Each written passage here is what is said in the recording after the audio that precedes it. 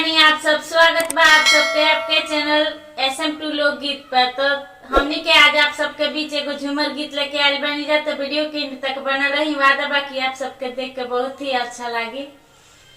पढ़ता पढ़ता उम्र बीत गले हो कैया करवानो करिया।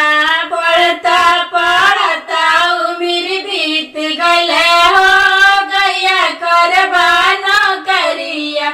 कहिता तो रही थी अपना पापा से, कहिता तो कही थी अपना पापा से।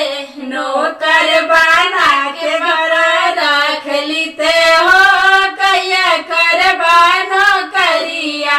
नौकर बना के पापा रख लेते हो कैया करवानो करिया। पढ़ता पढ़ता उम्र बीत गले हो कैया करवानो करिया। पढ़ता पढ़ता उम्र बीत गले हो कैया करवानो करिया।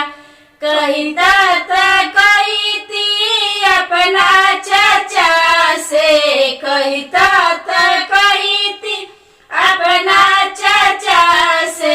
ड्राइवर बना के घर रख लेते हो कैया करवानो करिया। ड्राइवर बना